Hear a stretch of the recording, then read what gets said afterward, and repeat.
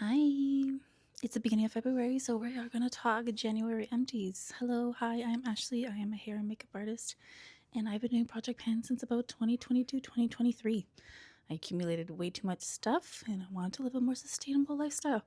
So I started Project Pen then, and I have been doing empty reviews since about 2020. So those of you who have been OGs, you've seen them. Now I did a YouTube video recently about a whole year's worth of empties, my 2025 empties. So if you want to go check that out, if you like long form content, you can check that out. The link is in my bio. And I'm going to be doing the same thing again for 2026. Gonna make it a little bit of a tradition. So if that's what you're into, go on over and check it out.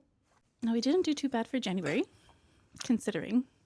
And I already got a few lined up for February, so let's get into it. First item we got here is the Schwarzkopf Session Label. This is their #1 texturizer. This is an empty from the hair kit. This is a great texturizing product. I got it at Winners, which is for a great price, and I probably would repurchase if I saw it there again. Second item we got is the High Smile toothpaste. This is their Purple Squishies toothpaste. They did it with like a Simpsons collab. I like this. It kind of tasted like Swedish berries and like grape, I would say. I enjoyed it. I like the High Smile toothpaste, so I would repurchase. It was good. Next, I got the Glow Recipe Niacinamide Dew Drops in the mini size. I really like this. Repurchase, really enjoy it. And I really like their tinted version as well too. I got this little sample of Commodity Milk. Little guy. I'm not a huge fan, but I ended up using this as a room spray. It was all right. I wouldn't probably purchase as a fragrance for myself, but if it came up in like a candle or something, I'd be all for that. Next, we got another hair product from my hair kit. It is the Schwarzkopf Osis Plus Dusted Volumizing Powder. This is just my favorite. I've gone through so many of these. I've tried a lot of other brands volumizing dusting powder. I end up going back to this one because it's just really the best. It's a little bottle, but it took me a while to get through it still. And I would repurchase. I have repurchased and will always repurchase for as long as I can. Next, I got this random hand sanitizer. It was on a keychain, and I had refilled it with like a bigger bottle that I had. But it's kind of gross. So she's done. I've replaced her. I got a little tiny sample baby of the Brogio.